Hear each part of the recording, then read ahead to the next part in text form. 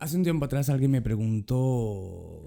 hizo una pregunta un tanto extraña. Cuando tú ves a alguien, normalmente le dices buenos días si estás en la mañana, o le dices buenas tardes si estás en la tarde, o le dices buenas noches si estás en la noche.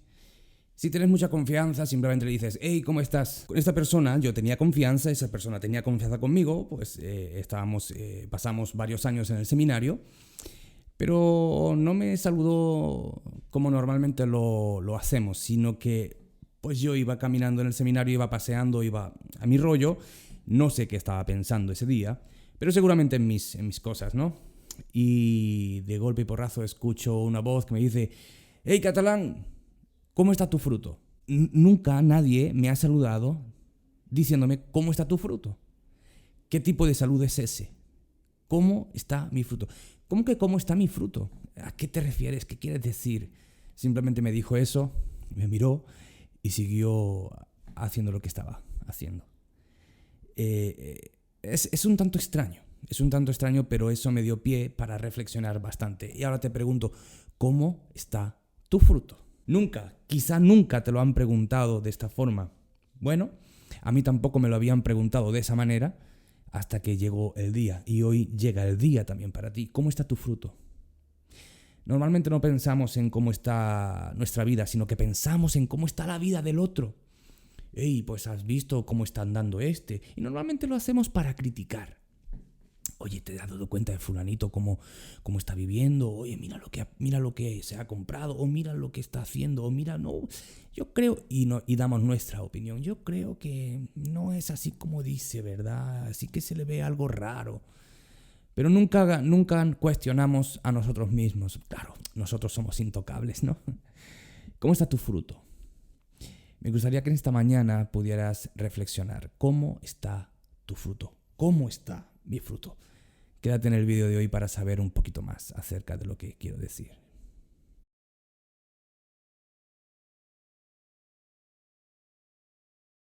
Bienvenidos de nuevo a Desayuno con Biblia, este espacio donde estamos reflexionando acerca del Evangelio de Marcos y estamos reflexionando, estamos intentando encontrarnos con la persona de Jesús sin filtros, ¿no? Tal y como Él era, no maquillándolo respecto a nuestra teología, sino que vamos al texto y queremos encontrarnos con la persona de Jesús y qué tiene que decirnos y cuánto nos parecemos a Él. Hoy vamos a meditar en el texto de Marcos, en el capítulo 9, del versículo 30 al versículo 37. Así que me gustaría que, si tienes tu Biblia, la pudieras abrir, me pudieras acompañar en el texto. Y si no tienes tu Biblia, bueno, pues préstame un poquito de atención. No quiero hacer esto muy largo porque quiero que sea algo puntual, preciso y que podamos aplicar en nuestra vida. ¿Estás listo? ¿Estás preparado? Muy bien, pues voy a hacer la lectura para que puedas acompañarme y saber lo que hoy vamos a hablar, lo que vamos a leer en el texto y lo que el texto tiene para decirnos. Dice así, Marcos 9, versículos 30 al 37. Dice así, saliendo de allí, caminaban por Galilea, pero no quería que ninguno lo supiera, porque enseñaba a sus discípulos y les decía, el Hijo del Hombre será entregado a traición en manos de hombres y lo matarán, pero después de muerto, a los 3 días, se levantará. Pero ellos, versículo 32, pero ellos no entendían lo dicho y temían preguntarle. Versículo 33. Llegaron a Cafarnaúm y estando en la casa les preguntó Jesús, ¿qué discutíais en el camino? Pero ellos callaban porque en el camino discutieron entre sí acerca de quién era el mayor. Y después de sentarse llamó a los 12 y les dijo, si alguno quiere ser el primero, sea el último de todos y el servidor de todos. Y tomando a un niño lo puso en medio de ellos y tomándolo en brazos le dijo, cualquiera que en mi nombre reciba a uno de estos niños, a mí me recibe, y cualquiera que me recibe, no me recibe a mí, sino recibe al que me envió. Aquí se encuentra un punto fascinante del ministerio de Jesús y de la y del formato del pensamiento de los discípulos, un formato de pensamiento que tú y yo tenemos. Y esto se repite a través de la historia. Recuerda la pregunta del principio del vídeo, ¿cómo está tu fruto? Y el punto es que no nos gusta analizarnos, no nos gusta cuestionarnos, porque, bueno, ¿a quién le gusta sacar de sí mismo las cosas que son negativas? No. Preferimos ver la viga, la paja en el ojo de nuestro hermano, pero no tanto ver la viga que está en nuestro ojo. ¿Por qué? Porque claro, a ver, uno tiene su orgullo, uno tiene ese orgullo y entonces no quiere que su orgullo sea dañado. Es mejor siempre ver lo malo del otro, lo que el otro tiene que enderezar, lo que el otro tiene que trabajar. Pero claro, yo nunca voy a tener que trabajar eso porque, bueno, yo no caigo en esas cosas, siempre es el otro. ¿Te sucede? ¿Cómo está tu fruto? Te vuelvo a preguntar la pregunta que me lanzaron aquel día. ¿Cómo está tu fruto? Y aquí en el texto de hoy encontramos varias cosas muy, muy interesantes. Vamos a ir, yo quiero plantear 2 o 3 pensamientos muy eficaces, o sea, muy pertinentes y muy directos para nosotros en este día. ¿Para qué? Para que los podamos poner en práctica como cristianos. El primer punto es que dice el texto, el versículo 30-32, que Jesús salió de allí, de donde estaba, y caminaba por Galilea, pero el punto es que no quería que nadie lo supiera. ¿Por qué? Porque estaba enseñando a sus discípulos. Y yo reflexionando, más allá de hacer una exégesis profunda y una teología que quizá no nos llevara a nada en esta mañana, lo que me gustaría es hacer el texto práctico y cómo poder sacar una enseñanza del texto y plasmarla para nuestros días. Bueno, yo pensaba que aunque en el tiempo de Jesús había una necesidad muy grande en las personas de alrededor, vemos a Jesús alimentando a 4.000, en otro lado a 5.000, vemos a Jesús sanando enfermedades, vemos a Jesús sanando a leprosos, a ciegos, etc. Había una gran necesidad. Pero Jesús, como buen líder, entiende que ahora lo más necesario es estar con sus discípulos. ¿Por qué? Porque su tiempo, el tiempo destinado a su misión, ya está agotándose, tiene que llegar a la cruz, pero tiene que dejar a los discípulos bien equipados. Entonces, aquí veo un principio muy importante y muy necesario. Jesús sabía establecer los tiempos necesarios para cada cosa. Hay muchas necesidades, sí. Jesús tiene el poder de hacerlo todo, de hacer así y cubrir todas las necesidades, pero no era el plan establecido, no era el plan, ¿no? Nosotros a veces queremos ser más Mesías que el mismo Mesías. Queremos ir apagando todos los fuegos que están a nuestro alrededor, y Jesús nunca hizo eso. Este es uno de los principios muy prácticos que intento junto con mi esposa poner en práctica. No tener el síndrome del Mesías, como se le dice, ¿no?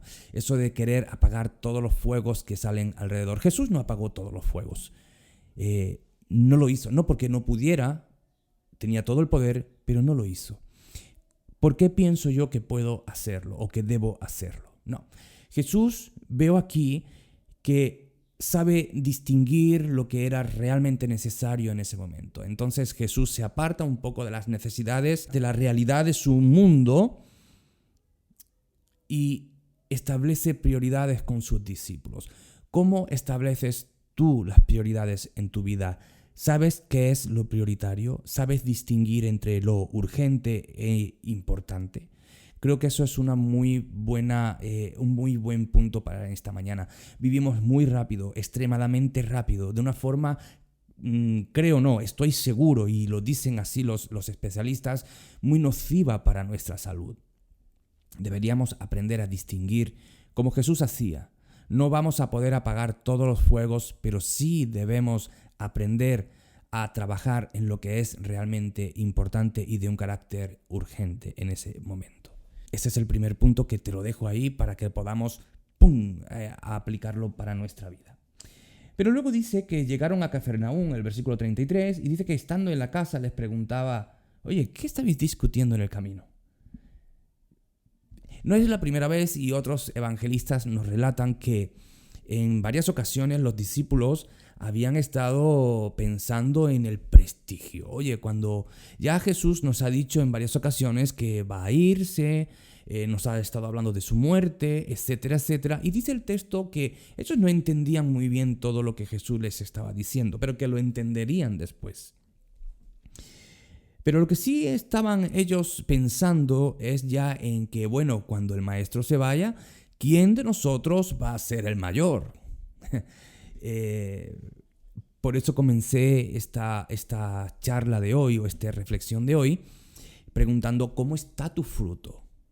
Porque no somos muy diferentes a los discípulos. Han pasado 2000 y pico años, pero no somos tan diferentes a los discípulos. Estos discípulos estaban cargados de orgullo. Vivían en un momento de su historia o de la historia donde el honor era algo muy resaltado en la cultura, sobre todo en una cultura mediterránea como la de ellos. El honor era algo muy importante. Una persona de honor, una familia de honor repercutía en el apellido. Entonces el poder, la autoridad, hablaba de esa honorabilidad que tenía. El grande, el importante, era el que mandaba o el que estaba por encima de los demás, era el que tenía el foco, ¿no? Y los demás eran pues súbditos o estaban por debajo de él. Creo que esto no ha cambiado mucho en nuestros días. Ellos estaban pensando en autoridad. De hecho, recuerda, en otro momento, 2 discípulos mandaron a su madre diciendo, mamá, ve y dile a Jesús, porque, a ver, ¿quién se va a resistir a la ternura de una madre? Entonces, ve y le dices que cuando Él se vaya, que Él nos ponga en su reino, porque ellos esperaban al Mesías para reinar. Entonces, si éste viene para reinar, sería bueno ser su mano derecha, ¿no? Entonces, que nos ponga al lado de su reino como importantes. Y claro, esto estaba en detrimento de los otros 10 discípulos. El punto es que todos y cada uno de ellos querían ser el importante, quería ser el mayor. Y Jesús dice que les pregunta, oye, ¿qué estaban hablando en el camino? Y dice que ellos callaban porque sabían que estaban discutiendo entre ellos quién iba a ser el mayor. Y Jesús hizo algo muy notable y que tiene un aspecto cultural muy importante. En aquellos tiempos, los niños no tenían un valor elevado en la sociedad, pues al igual que los griegos, los romanos, los judíos tenían en alta estima a la madurez, ¿no? Entonces, una persona madura era una persona con sabiduría, era una persona con experiencia, y aún en nuestros días lo es. Pero ellos tenían en muy estima la edad. Hoy en nuestra sociedad quizá pues se ha deteriorado tanto que a muchas personas mayores se las subestima, ¿no? En aquel tiempo no. En aquel tiempo los patriarcas, los que tenían más edad, eran los ancianos, los que sabían distinguir lo ético de lo no ético. Entonces los niños no eran un asunto de relevancia. Y Jesús les da con este ejemplo. Agarra a un niño y les dice, hey, si ustedes quieren ser el mayor, tienen que hacerse como un niño. Esto les voló la cabeza a los discípulos porque tú me estás hablando de una persona que no tiene relevancia en nuestro ambiente. Claro, es que el reino de Dios es contrario a lo que nosotros podemos establecer. No sé si recuerdas, pero el llamado Sermón del Monte, Jesús está estableciendo la ética del reino y cómo los discípulos, o sea, los súbditos del reino deben vivir mostrando esa ética. Y Jesús estaba mostrando valores que a cualquiera de nosotros en nuestros días nos volarían la cabeza. Por ejemplo, Jesús decía, si te quitan el jersey, dáselo. Si te lo piden, dáselo. Si te obligan a ir cargado, ve con él más tiempo. Si te dan en una mejilla, preséntale la otra. O sea, ¿quién hoy hace esas cosas? No, si te dan en una mejilla, reviéntale la cabeza. Esto es lo que dicen ahí fuera. Si te dan, no, tú más fuerte. Si dan, no, tú el doble. La ética del reino es una ética distinta a la ética que estamos viviendo en nuestros días. Por eso el reino de Dios es el reino al revés según nuestra cosmovisión. Y Jesús les dice en este sentido, ¿ustedes quieren ser el mayor? Bueno, pues en la ética del reino el mayor es el que sirve. ¿Cómo es posible esto? El mayor no sirve, o sea, el mayor es servido. Bueno, en tu mundo. Pero si tú quieres ser realmente de relevancia, tienes que aprender que el liderazgo se basa precisamente en un acto de servicio, de influencia. Te pregunto, ¿cómo está tu fruto? ¿Cómo está mi fruto?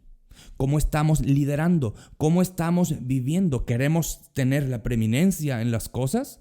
¿Queremos ser vistos? ¿Queremos tener relevancia? ¿Creemos que por ser vistos y tener autoridad tenemos influencia? Muchas veces confundimos autoritarismo con autoridad y son dos cosas distintas.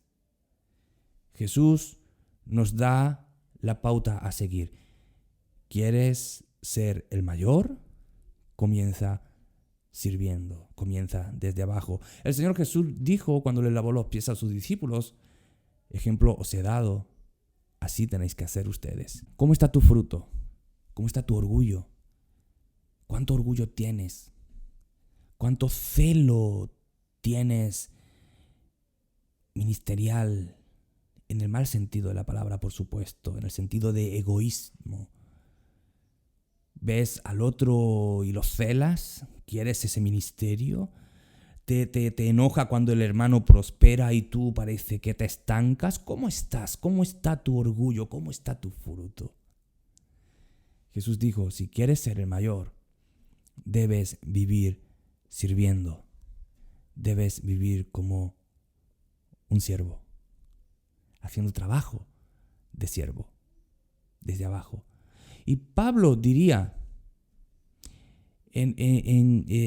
algo así como, estima al hermano como superior a ti mismo. ¿Tienes problemas de orgullo? Comienza estimando al otro como superior a ti mismo. Y eso te dará el equilibrio para tu vida. ¿Quieres ser de influencia para los demás? Comienza a estimar a los demás como superior a ti mismo. Entonces tendrás la posición adecuada para ser una persona que influencia positivamente a los otros. ¿Qué te parece? ¿Qué te parece la enseñanza de hoy? Primero, aprender a distinguir el tiempo urgente de lo importante. No puedes apagar todos los fuegos. Aprende a observar qué es lo importante. Aprende a dedicar tiempo realmente a lo que es importante, como Jesús hizo, versículos 30-32. Pero luego, ¿cómo está tu fruto? ¿Cómo está tu orgullo? Aprendamos el valor del servicio, estimando al hermano o al prójimo como superior a mí mismo. Entonces nuestra influencia será grande en nuestra sociedad, en nuestra iglesia o donde quiera que estemos. Que podamos poner en práctica estas enseñanzas que el Maestro nos dejó por medio de su vida. Marquemos la diferencia, hagamos la diferencia. Que pases una muy feliz semana. Chao, chao.